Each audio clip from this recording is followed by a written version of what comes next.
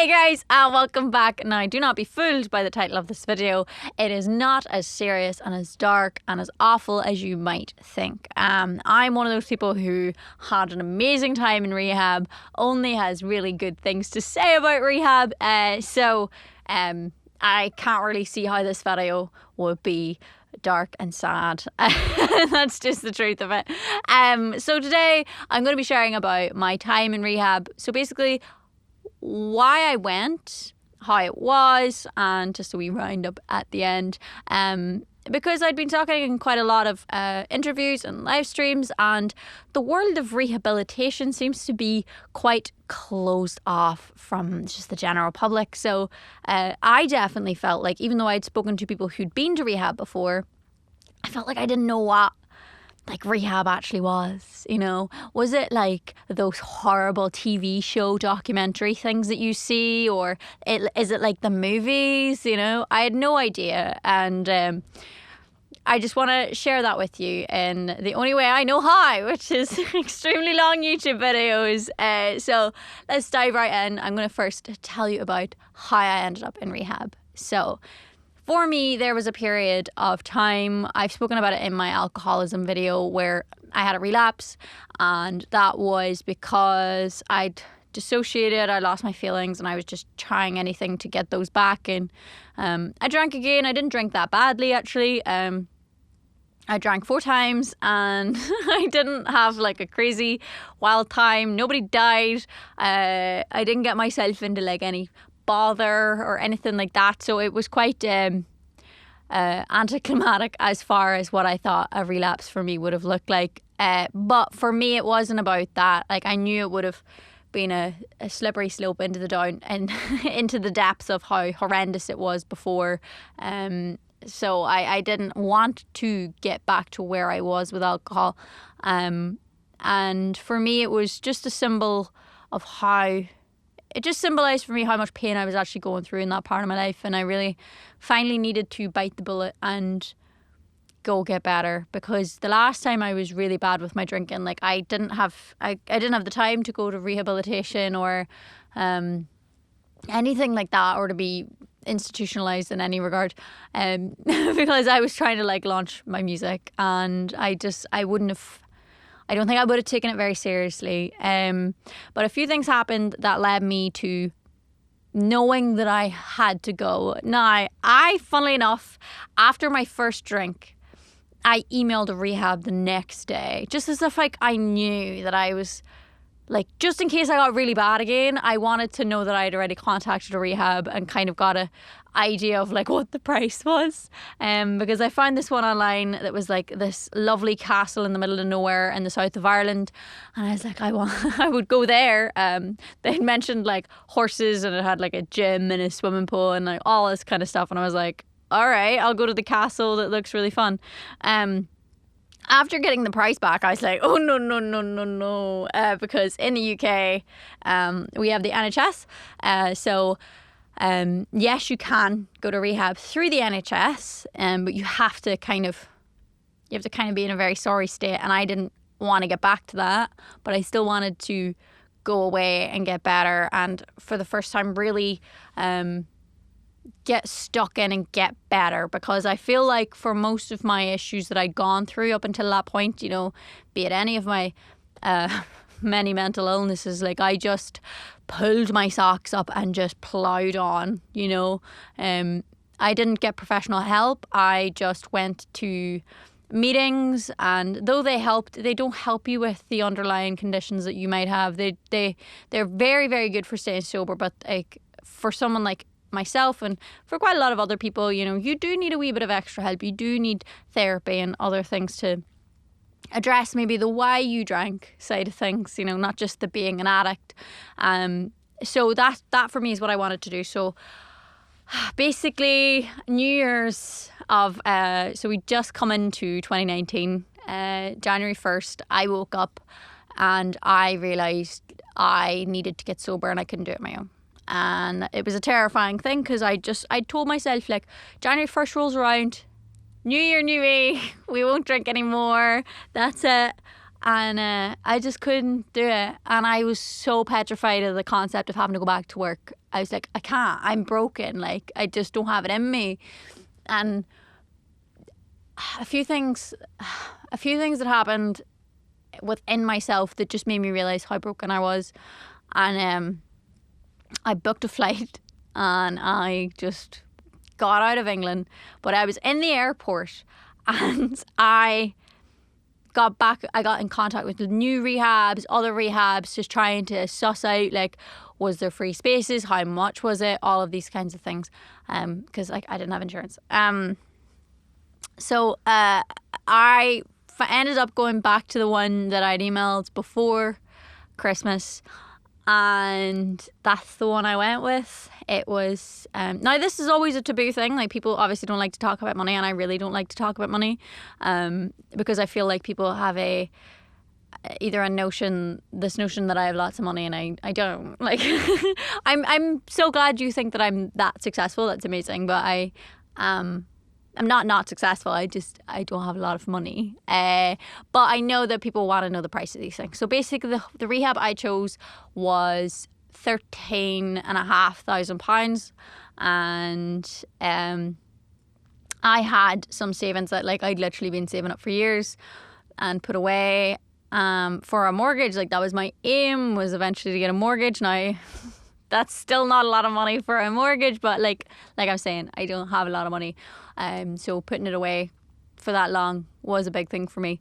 But anyway, I flew back to Ireland, and before I even got on the plane, I texted my mother and told her my plan. I was going to go to rehab. I was going to withdraw my savings that she only had access to. Nobody else did, not even myself. So I needed her help. And I had to tell her before I got on the plane, because I was afraid I'd get on the plane and I'd change my mind. And I wouldn't want to go to rehab. The funniest part was I was doing my consultation for the rehab in the airport. So I'm like walking around just the wee boarding area, and we hadn't got on yet. And I was just like, yeah. So, I was an anorexic for quite a few years, you know, on and off. And I was self-harming by the age of 12. Yeah. I started drinking heavily by the age of 17. Yeah, like full on having this like one-to-one with a doctor over the phone, because they have to ask you those kinds of questions, you know, to gauge what type of like addict you are, and like what help that they could possibly give you if you went to their facility. And look, at this facility that I had chosen had other help for other things. So they could help me with my eating disorder, and they could help me with my self-harm and all that kind of stuff. Even though it was in the past, like I said earlier, like I never addressed that stuff. I never got to the bottom of why I ever did those things. So for me, going to rehab was really to sit down and look at all of my horrible things that I'd put myself through, all of my addictive behaviours. And one of them I will get to in a little bit, because it was a big addiction that I had, and I pretended like I didn't have it. So I get home, my family are so lovely and so supportive, and it breaks my heart, so I won't really talk about it because I don't want to cry. But they were just the best, and you know, my wee granny was 11 at the time, and even she was just like so happy that I wasn't, first and foremost, she was just so happy I wasn't going to put my mother through the same pain that I put her through in the past, of like going out and disappearing for days and everybody thinking I was dead, and you know, all of that horrible thing. Like, she was just happy that, like, even though I was putting my mum through a bit of pain at that time, it was a very different form of pain, you know, than the old pain I was putting her through. She was just, you know, being a mum, just sad, concerned, like, that I'd, you know, relapsed, and her main priority was just, am I okay? And I have to give a massive shout out to my auntie, my auntie Anne. She was an absolute angel through all of this. She was one that was like taking me to town to go get like my pajamas and like my toiletries, and you know, I didn't take any clothes home with me, so I had to go into Primark and just like gather like all of these cheap clothes that I could bring with me. And God bless her, my mummy, like whenever I was allowed to exercise in rehab, they were the ones that brought me my gym gear and stuff. And you know, without my mum and my auntie Anne, like it would have been even more daunting process for me. So I'm just so glad that they were there for me. So basically, from that day of calling the rehab, I had basically a day to get ready, really. And then I was in rehab by the Thursday. So I think I flew home on the Tuesday and was in rehab by the Thursday. And I hadn't told my team any of this. We were getting back to work, like the 7th of January.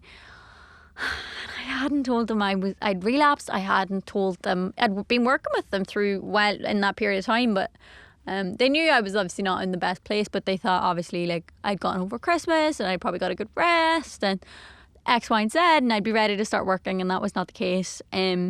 So I get to rehab, and I meet with the person who owns it. We talk through everything and the help that they can possibly give me, and we just go through all of the ins and outs of everything. And I think that's whenever I learned that I'd kind of chose a good place. Like, everybody was so lovely, so welcoming, and really just trying to make sure that I was all right. I did have a funny, awkward moment though, like where because of my age or whatever, like they're used to people coming in and I suppose maybe having their parents pay for like their rehabilitation. So I got kicked out of the room at one point, and I was like, okay, she wants to speak to my mum, that's fine. So I go sit in the hall like a child. And my wee mummy nips her head out the door. She's like, no, Janet, she needs you because it's your money. And I was like, yes, okay. You were talking adult stuff, okay. So basically it was just, yeah. But I think the moment that did break my heart, so like I wasn't that upset about anything. There was 2 moments that broke my heart. My brother, who's like my best friend, coming into my room and saying like, I'm really proud of you and you got this. And that was that. He was just like, you've got this. And that broke my heart because he was somebody I hurt a lot during my drinking. I didn't want this to be a sad video, but it's happy tears. And the other moment that broke me was, I was making the decision. I wasn't doing this for anybody else. I wanted to get sober for me. But my wee mummy and me were down at the rehab, obviously. And it come to the time where we had to say goodbye. And oh my God, it tore me up. And I think it was just, I think both of us just had this like relief that I was finally going to do something about everything that I'd done to myself over the years. And it's just rare that we would ever be cut off from each other. Like, I talk to my mum every day and she just means a lot to me, and I didn't want to let her down, and just saying goodbye to her was just really hard because I just felt like I just hated letting my mum down because she's just an angel on this earth, and the fact that I put her through so much pain up to this point was just like, oh, awful, because I just love her. I just love her with all my heart. So yeah, saying goodbye to her was really tough. Anyway, I will show you a photo now. So basically, I said goodbye to my mum. I was a mess, and I go in to see my doctor. But before I go see my doctor, they take a photograph of me. So I'm going to flash up on the screen now. Me on the day I was put into rehab, and as you can see, it is not a happy sight at all. So I at the time, like, I was all over social media. I was posting, I just released I Lied to You. Like, it wasn't like I was fully hiding my brokenness, but I think in that photo you can see just how broken I was, and that, how well I was hiding my pain, my exhaustion, my tiredness, like, because bear in mind at this point, like, I was living in a period of dissociation, so like that time crying with my mum leaving or whatever was like the first time I'd really like cried in a very long time. So I'd started to feel some feelings again, and yeah, it wasn't a nice feeling, basically. Now it took a while for like me to fully come out of my dissociative state. That took me 2 weeks in rehab, actually, but that was already a good sign that I'd cried, So I go in, and I'm still kind of like, before you even go to your room or anything like that, I had to see the psychiatrist. That was the main thing. So the psychiatrist was only there on the Thursday, so I had to go in. I couldn't miss that. And I was doing my initial evaluation, just so they have like an idea of where you're at, so they can give it to the therapist, they can keep it on file, whatever. And it's always been like the same with me when it comes to therapy, no matter, now that I got sober and things like that, and to this day, I have very, very good coping mechanisms, like really strong coping mechanisms, but it doesn't take away from the mental illness, I still have a very oddly wired brain, and that is fine. That is the way it is, and I have to work through that. But I've learned over the years how to deal with that, and I said that's so weird, how to deal with that. But anyway, yeah. So I've gotten so much better than what I used to be. So the conversation was pretty chill, just kind of going over my whole past. You have to delve deep to try and give them a good idea, and then you have a physical examination with a doctor where they take your blood and all of that kind of stuff, just weigh you in, anything, all those boring things, just check you out. And now this is when I said I would bring up an addiction that I didn't let myself think about how severe it had gotten. So I spoke in my Alcoholics video that one of the big reasons for me drinking was actually my insomnia. So I got put on a medication. I got medicated for my insomnia. Yeah, in and around that time where I first started drinking. So when I was 18, 19. I think it was about 19 actually whenever I got fully medicated. So I'd been medicated since I was 19, and I'd gone in there at 24. So I'd been addicted to benzos for that long. I'd been on benzos every day for that long. I had sometimes abused benzos, so I'd ended up getting more than I needed to. I won't go into details as to how I did those things, but I was in sheer denial. I'd taken benzodiazepines every day, and not a small dose. It was 20 milligrams of the good stuff, and yeah, I just never really questioned it. Now, when I picked this rehab, I remember reading online that you could take your medications with you, and they would give them to you whilst you're in their facility. So I thought it'd be fine. Now, this is the insanity of everything. I would not have gone to rehab if I'd known they were going to take my benzodiazepines away from me. And that simultaneously was the moment that I realised that I was addicted to benzodiazepines. That I wouldn't have taken the opportunity to get better from all of the suffering that I put myself through just because I really liked taking pills at night. And that was a scary concept. So I was very lucky that by that point I'd handed over my money, I'd signed myself in, and there was no going back. And yeah, I was stuck. I was there, and I just was going to have to suck it up. And it was terrifying. So I got put on an actual medical detox from the benzos, because of the amount that I had been taking. I had to do that. Which limited me for a week as to physical activities. So I couldn't do yoga, and I couldn't go to the gym, and I couldn't do lots of stuff because of the detox. So it made the first week very boring. So now I'm going to talk more about the actual rehab itself, because I went online. I was doing a live stream on Patreon, and I got some good questions that I wouldn't have thought to have brought those kinds of things up. There was 12 of us in the time I was in rehab. Like I said before, it's an old castle style building. I got very lucky. My first week in a bit, I had a room to myself. I had the initial check-in ward, which is the detox ward, and nobody was in it. So I got this big, massive bedroom to myself, and it was amazing. And I felt really like the planets had aligned for my first week, because I didn't have to share a room. And I know it's a small thing, but rehab's already scary. I didn't want to have to throw myself completely in the deep end. So I got lucky. The people I was in with were amazing. Now, I do feel for people who have horrible rehab stories because of the people they were in with. Like, I totally see that and I respect that. I just got very, very lucky. Everybody was so funny, and now you had different types of addicts.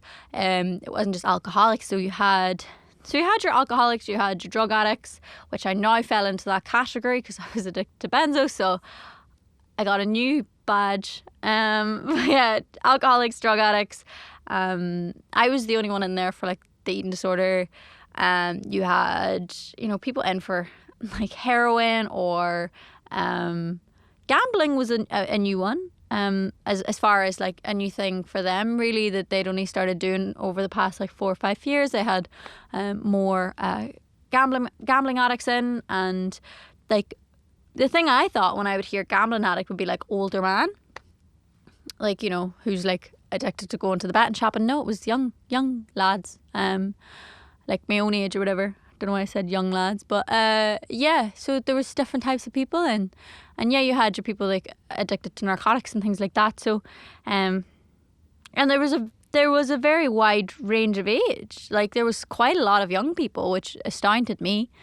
But I felt oddly selfish. I was like, I'm glad, because it means that like I gotta have people my own age here to like hang out with and chat to. And on my first day, somebody else also was in on their first day, and we headed off. They are still one of my mates who I need to call more often, and I'm really sorry. But I love them to pieces, and they made my stay at rehab so fun. We were basically conjoined at the hip, and it really does change your perception on rehab if you at least have like one good person. But like, luckily I got on with everybody, and it was really, really great. So basically, my experience was quite different in regards to, because I was there for so many things. Like, I would have noticed, like, if I was eating my dinner, like I was being watched to make sure I was eating enough, and just little silly things like that. But the programs were very, very different. So like, you were up at like 6 a.m. For like no reason. You would just get up at 6. You would go to this big hall room that was glorious and antique and lovely, but you'd just be there and you'd be reading readings from literature of alcoholics and stuff, and that was first thing in the morning. You were saying your prayers, and then you go get breakfast. And in this rehab, now here's the thing they don't really tell you about a lot of rehabs, is that they take coffee away from addicts. What? So you're taking alcohol and drugs and away from these people, and you're not even going to let them have coffee? But luckily we were in a rehab that gave us 1 cup of coffee in the morning. But hello, I'm an addict, so if I can get 2 cups of coffee, I absolutely will, and I did. So that was a bizarre thing that they did in our rehab. But yeah, we had a mixed program. So basically, there was group therapy. You had one-to-one therapy, though it was only maybe once or twice a week. You had like little lecture days. Like, you did have worksheets. Like, it was kind of very school-like at times. But I have a firm belief that yes, when you're an addict and you have an issue, you should be treated like a child, because you're acting like one. That was me, basically. Anytime I'd be like, this is patronising, in my head, I was like, yeah, you deserve to be patronised. You're not exactly acting like an adult, are you? So like, somebody's got to treat you like the child you're being. So I feel like that's why I did well in that environment, because I allowed myself to be more malleable and allowed myself to be told what to do. Because clearly doing what I wanted to do wasn't going very well for me. But for me, a big thing about the failures, I would say, of rehabs isn't the rehabilitation themselves. It tends to be, and I hate to say it, some of the people that go to rehab, because for me, I had a lot on the line. I was using my mortgage money to be there, so I wasn't going to waste a single minute. Like, I'm still paying that off to this day, because I had to borrow money off somebody. So basically, I'm still paying that off. So it's a big thing. Like, I put my money where my mouth was, in the sense of like signing up for it. But there's quite a lot of people that it wasn't their first rodeo, basically. This was just another rehab, another detox, another whatever, and they had no real desire to get sober. And that is hard. And luckily, there was a moment where I did break a bit, where somebody wasn't taking something very seriously. And I was. And there were so many people in the room trying to take it seriously. But like these one or two people weren't taking it seriously. And I just remember turning around to them going, like, hey, some of us actually want to get better. So could you just not? Because they thought they were like acting the lad with the lecture or whatever. And I was just like, you know, no one cares. Stop it. And, you know, fair enough, we talked after it. And I was just like, hey, I didn't mean to come off as so sharp. And I'm sorry for calling you out like that. But, like, you know, it is hard. Like, I do really want to get better. And you're minimising a lot of what they're trying to say, which is like, it's feeding my mentality of like, I'm not ill and this isn't going to work. And they were just like, I'm so sorry. Like, I don't want to be here. Like, I don't see the point. And like, we were still friends after it, you know what I mean? And I think that's something I do love about alcoholics and addicts and stuff, is like, in those environments, we are very honest. We share a lot, like, and it's hard to explain to people who aren't and who haven't been around other alcoholics or whatever, but it's a very different dialogue. It's a very different way of speaking. Like, you can open up and talk about your emotions, be it like the things you would never say to somebody, basically, like, hey, when you said that, it hurt my feelings. Oh, I'm so sorry. I didn't realise. I'm so sorry about that. I won't say that again. That is a very kind of common conversation you'd have between two alcoholics. So it was kind of like a normal rehab in the sense of like, you had lectures, you had your one-on-ones, you had your group therapies. The things that made this rehab different was equine therapy, art therapy, and drum therapy. Drum therapy was a blast. Okay, I had so much fun. My face hurt, my tummy hurt. I was having the best crack. And it's that idea of like, if you're focusing on a time and you're not really focused on anything else, it's like a good form of meditation, which is also a thing we did every day. Meditate. Love it. But equine therapy, don't appreciate that. Did not enjoy it. I love horses. Horses are my happy place. I love them to pieces. They make me, like, my music video, we get it. I love horses. But anyway, it's bad if I'm saying it was awful, is what I'm trying to say. And no shade to the woman who ran it. She was lovely. But I feel like everything in that is a stretch. Okay? It is a massive stretch. So basically, on my first day of equine therapy, we had to build this course of obstacles and lead our horse through it. I got given a donkey. Straight off the bat, we are not off to a good start here, lads. And I'm leading this donkey around this course, and then we get halfway through and the donkey just says, no, I'm not going anymore. Like, stop, you know. Telepathically, obviously, you know, to me. But basically, I'm like stuck there trying to get this donkey to go, and I'm like, oh my God, it's not going. And the therapist turns around to me and she's like, so what does that symbolise for you and your recovery, Janet? And obviously, in my head, I'm like, it symbolises nothing. It's a donkey. They're kind of famous for not wanting to move. Okay? Like, well, what do you want? Obviously, that's not the answer I gave. Because I was like, so, you know, I was clean and I was sober for a very good period of time. And I came to a stop. Just like the donkey here. I just stopped. And now I feel like I'm in life limbo here in rehab, and you know, it's really up to me whether or not I want to keep going on that journey or stay stopped, you know. It was nonsense, obviously, and that was kind of the repetitive pattern of equine therapy. And the worst part was, it was super early on a Saturday morning, and quite honestly, like, nobody wants to be there, but it was always that, like, reaching for something that just was like English class in school. Like, why are the curtains blue? Is it because the author was sad, or was it just because he wanted to make the curtains blue, you know?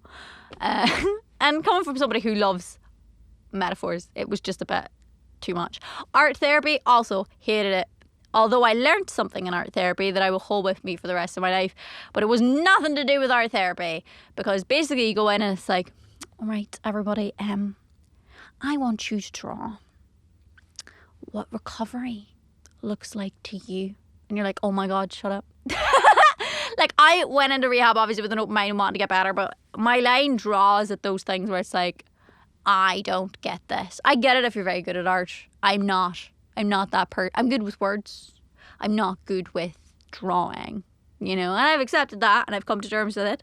But I also know that other people love it. But even the people that were good at it didn't want to be there. So it was like, but I kept my mouth shut. I didn't want to be that person because somebody else might have got something from art therapy that I wasn't getting from it, But the best day ever in art therapy that taught me a life lesson was that I can still laugh so hard that I feel like I can't breathe. Like my stomach is in knots. I can't catch my breath. There are tears falling from my face, and my cheeks are aching. And I thought that was something that you would only ever have as a child, and it is not true. And I learned that through we had a lovely guy from Holland, and we had a guy from the south of Ireland, and they both did their drawings of like what their recovery would look like to them, and they swapped sheets. Which sounds so simple, but basically after you've done your drawing you have to give a presentation on what your image is about. And it was just the best thing ever watching these men. Now both were very naturally funny. You'll find that a lot with alcoholics or addicts. They are some of the funniest people ever. A lot of comedians come from the rooms. I don't know what it is. Is it the trauma that makes them funny? I don't know. But I just remember laughing so hard because they were just trying to make up absolute nonsense as to what the other person had put on their sheet. And that was the thing that set me and the rest of the class off. And props to the therapist. Absolute props to her. She didn't try and break it up. She went with it. She played with, she just let us have that joy. Still kept asking her prompting questions. And that was one of those moments where it was like, I'm so glad to be here to just see that. And there were funny moments where we would be sat at the dinner table and, you'd have the guy who's a gambling addict pouring a glass of juice, and he's like, how much do you want to bet I can fill that right to the top? And you're like, man, shut up, you're here for gambling. Or, you would just, there was a lot of inappropriate humour, and it was just amazing. A downside, again, and this is why I understand why some people don't enjoy their time at rehab, and that was I got put in a room with a woman who snored like a mother trucker. I managed to get myself out of the room the day after because I literally turned up to group therapy and I was like, you need to get me out of that room, otherwise I'm going to go home. I take sleep very seriously, and obviously as somebody who was withdrawing from benzodiazepines, sleep was a very, very sensitive subject for me. And I was also very consciously aware that I was paying to be there, and I was like, I want to get my money's worth. Please don't make me suffer any more than I'm already suffering by taking my sleep away. And I did get moved, and it was all fine. But I totally get, oh my God, if you were stuck in a ward with somebody who was snoring all the time, jeez, I'd get why you'd go mental. Now, were we allowed to leave the rehab was a question somebody asked me. And we were. Now, week 1, you could only leave for mass, but luckily we had like a fire drill thing. So that meant me and the guy that shouldn't have been leaving got to leave. And basically it was like the most pointless trip ever. We went basically on this big glorified drive away from the building so that we could just come back. But we stopped in a shop. So you'll find as well, like, you put on the rehab pounds because you're so bored sometimes that all you're doing is eating and you don't have your vices anymore. So you're literally just like, I'm just going to eat. And for me, my main goal with eating was to eat 3 meals a day, because even though I'd been in recovery from an eating disorder, I'd never been able to eat 3 meals a day. Now I can, so I'm very happy about that I kept that going. Did have an argument halfway through rehab where they tried to take my bagels away from me, because I'll be honest, the breakfast was woeful. It was woeful, the things that they had on. It was different types of eggs and beans, and I was like, that is not the vibe, I don't want it. Or like awful porridge. So I basically just was like, whenever we would get to go to the shop, I would get somebody to get me bagels, and I would have a bagel in the morning with a cup of coffee, like bagel, peanut butter, coffee, Still a banging breakfast to this day. But the bagels got banned because they were like, there's an anorexic here, and what if she eats the bagel for dinner? Blah, blah, blah. To which I had to try and explain, like, hi, I'm the anorexic. And everybody here can vouch that I'm not eating the bagel for dinner. I just literally just want that bagel for breakfast. And so I didn't have breakfast for 3 days. Sounds so petulant, and it is. But everything is... Your value system changes when you're institutionalized. You know what I mean? Like, you care about things that you don't normally care about. But I think for me, it was like my task of eating 3 meals a day was already hard enough, and I didn't want to make it harder by trying to force down food that was woeful or things that I wouldn't have even eaten. Like, I was like, if I start eating this, I know that I'll be able to eat this on the outside. And it wasn't about making myself feel full because I didn't want to gain too much weight or whatever, because I gained a lot of weight in rehab. I went in, I think, at about 52 kilograms, and I left at, I think my highest in the rehab would have been about 59 kilograms. But when I left, because like my last week I cleaned up my act and all the rest of it, but I ended up leaving at about 58 kilograms. So I put on quite a lot of weight, and that was fine. It was a big thing for me. I'd never done that before. It was the heaviest I'd ever been. Like, I weigh that, like I've weighed that since starting last year. Like, I went back up to like 58 kilograms, and I wasn't mad, which just kind of feels like a lot of progress. But I definitely remember leaving rehab and feeling like, oh my God, I don't really feel that attractive. And I think it was because when I went into rehab, I didn't think I had an issue with food. And it wasn't until I had no choice but to eat 3 meals a day, and I didn't get to choose the food. When all my control had been stripped away, I realised that I still had an issue with food, basically. So pushing myself to do that was a good thing. Like, I just had to sit with the uncomfortable when it came to that, and that's fine. Like, you're not going to get better through being comfortable. It's just like not how it goes. Halfway through my rehab experience, I was put on suicide watch. I got put on suicide watch because I opened up in a group therapy session where I woke up that day and I was really depressed, and like everybody was so confused because up until that point I'd been so happy-go-lucky, and I turned up, and when I get sad I look awful. I don't look like the same person, and I feel like that's the same thing for most people, but for some reason people were really like very concerned, because I'm really, really not the same person when I'm not happy, or like when I'm not even just myself. And the reason was I woke up and I watched myself wake up every day for the rest of my life. Literally, I played in my head like a cinema screen. I seen myself waking up every single day for the rest of my life, and I was exhausted and I didn't want to do it.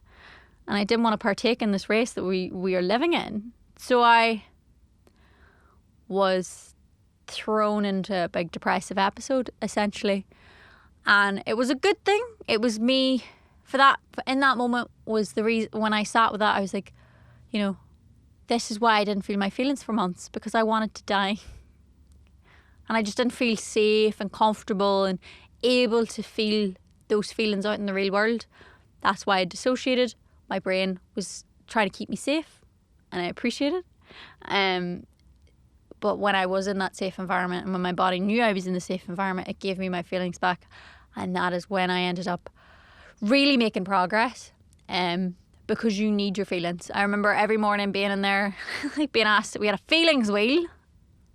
Couldn't just say you're doing grand, you know, you have to be like, I'm feeling angry, or I'm feeling elated, excited, because it's apparently like children. Like I said, a lot of things are like being a kid. But every day I'd look at that feelings wheel and I'm like, is non-plus on here. But I really started to make progress because I was really starting to connect with my pain, connect with why I drank again and why I'd hurt myself in the past and all of those kinds of things. So I started to really make progress.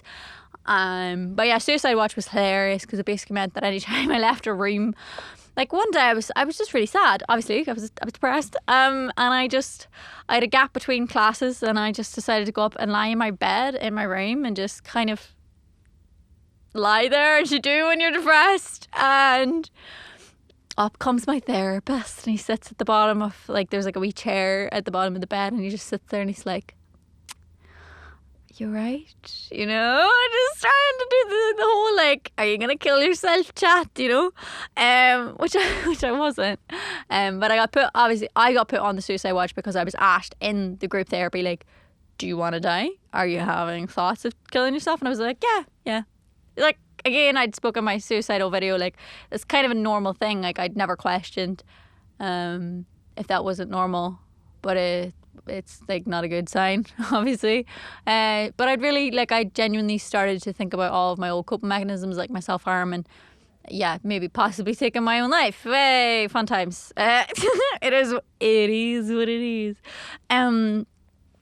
But yeah, so that for me was my turning point, and that's when I really started to get better. The cool thing about this rehab was we basically finished at about like 4, and because we had a sauna and a pool and a gym, like, it was, that for me was really, really good.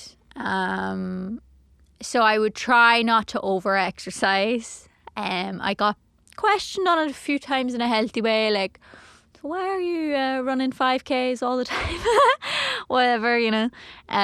But for me, the sauna was good because it kind of had that effect of, like, if you ever seen Hot Ones, where the spicier the thing gets, the more likely you are to, like, start opening up.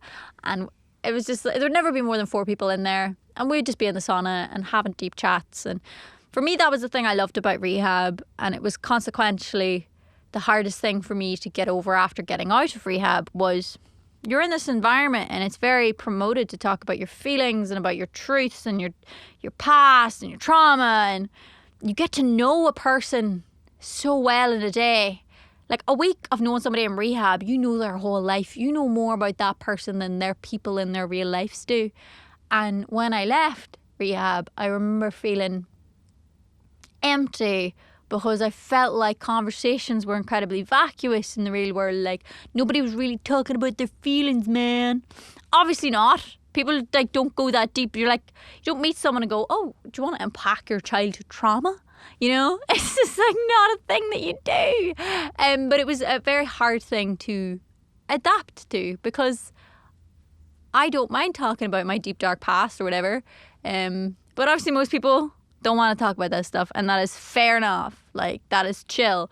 But just, again, it was hard to wrap my head around. Now, we worked the steps in rehab. I think I made it to like step 3 or 4 when I was in there. For me, it was very weird. It was the first time in my life where I actually had to sit down and do, like, books again. Like, sit down and be doing, like, almost like, what comprehension would you call it? Like, we sit down and I had to write down, like, all the horrible things I'd ever done because of my drinking, and luckily I'd already wrote like half the book, so writing that down again was just like, well, sure, I've already done this before. But there was a lot of writing involved. I went through a whole A4 pad when I was in there over all of the stuff that I'd done, essentially. But that was a nice feeling to be able to go, like, it was really hard. Like, my attention span is always awful, and it still was in rehab. I really do battle with myself to sit down and focus. So it was tough, but it meant that when I did it, I felt really good. You know, I was like, I did my homework. I'm trying to think. We went on a few trips, which were just awful. Like, we went to, like, a old castle, was what it was. Went for a walk, had some coffee, cracked some jokes at, like, we would be lining up to get our food, and, like, me and the guy that I got on really well with, who came in on the same day, you know, just like to play tricks on people. And, like, we got to the front of the line and we were like, hi, we're from rehab. You know, just be like, can we have a red wine? No, that's, you know, just trying to joke with people just to make it fun for ourselves. So we went on trips, and it was just bizarre because you're just like literally a bunch of full grown adults on a bus going somewhere. We were also allowed to go to AA meetings, CA meetings, or GA meetings, or all of the meetings, whatever meetings you wanted to go to. You had to go to a minimum of 3, I think was ours, or no, maybe it was 2. It was either 2 or 3 you had to go to in a week, otherwise you'd be pulled aside and asked why you weren't going to meetings. So you gotta leave the house, and sometimes they had vending machines.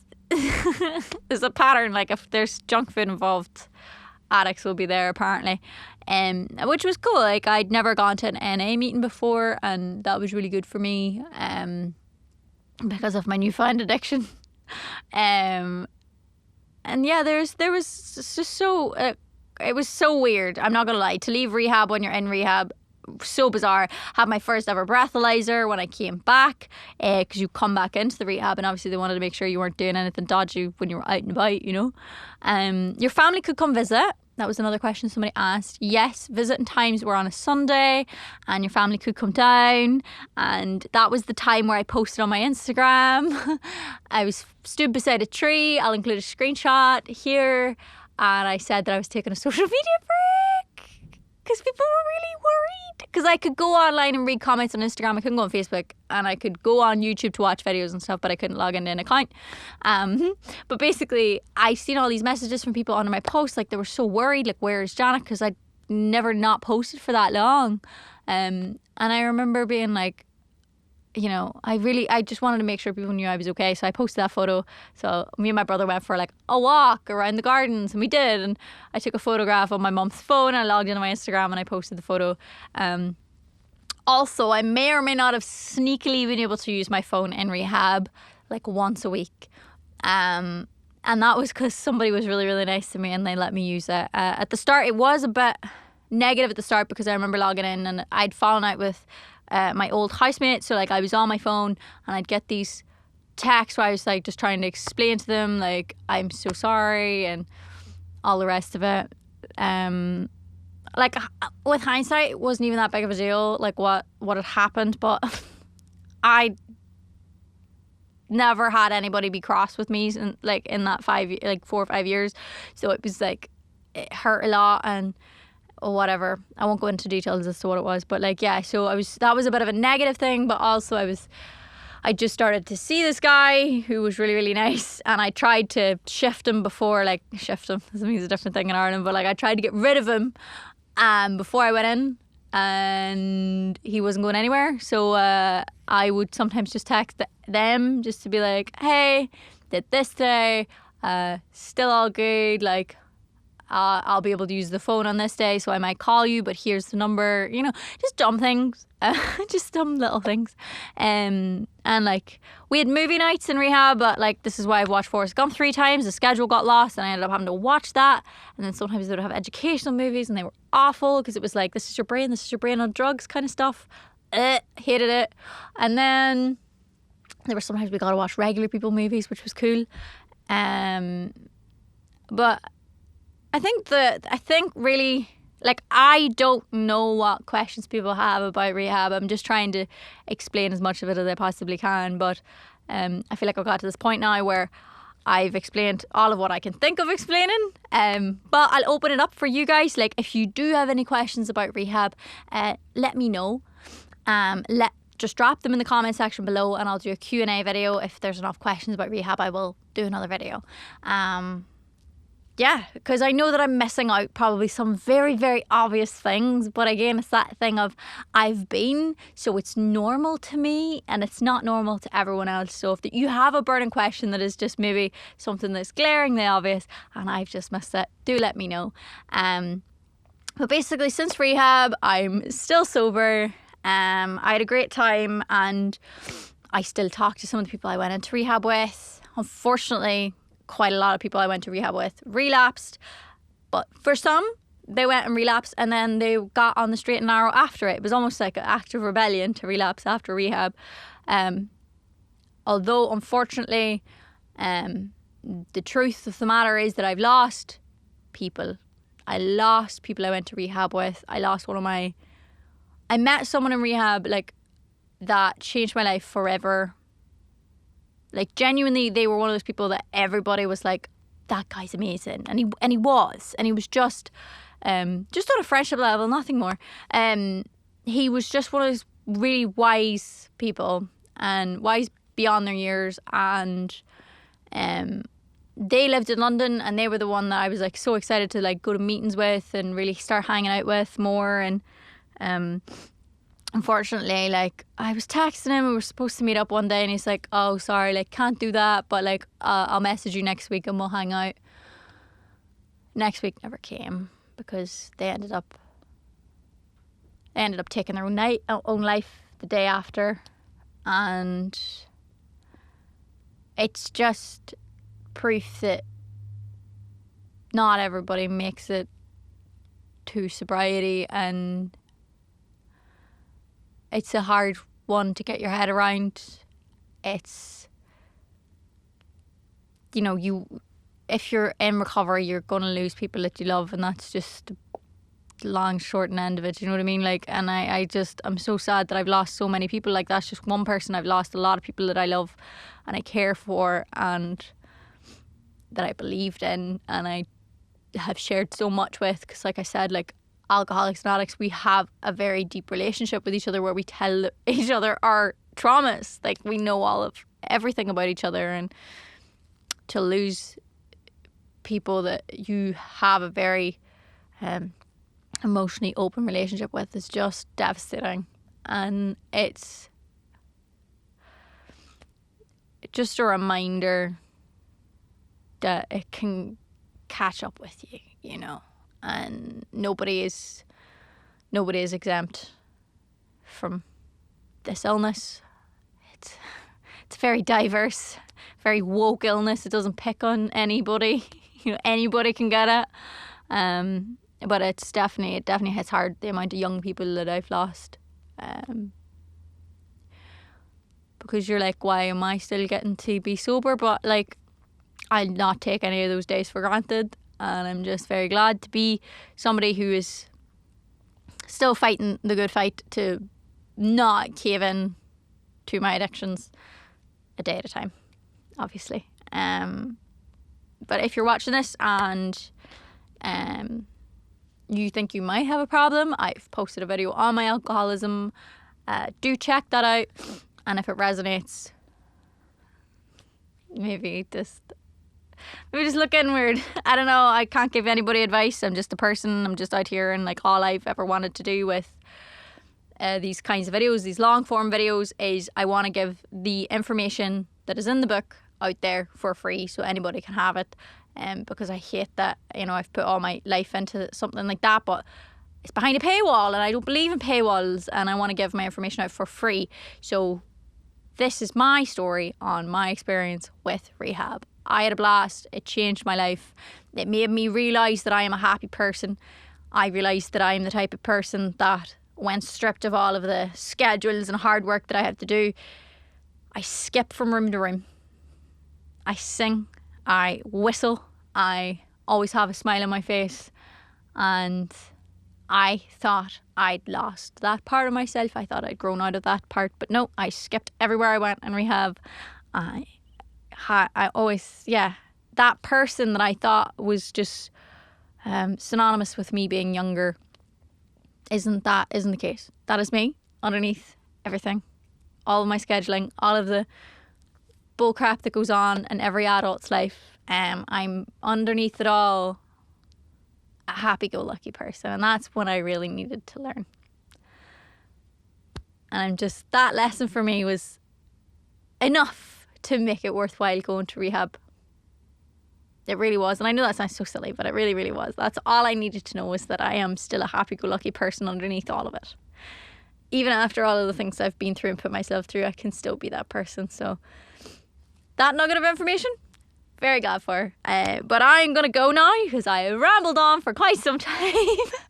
And if you've made it this far, I don't know how you're here, but I appreciate it. And like I said, any questions, drop them in the comment section below. So I hope you're having a happy day and that the world is treating you the way you deserve. All right, bye.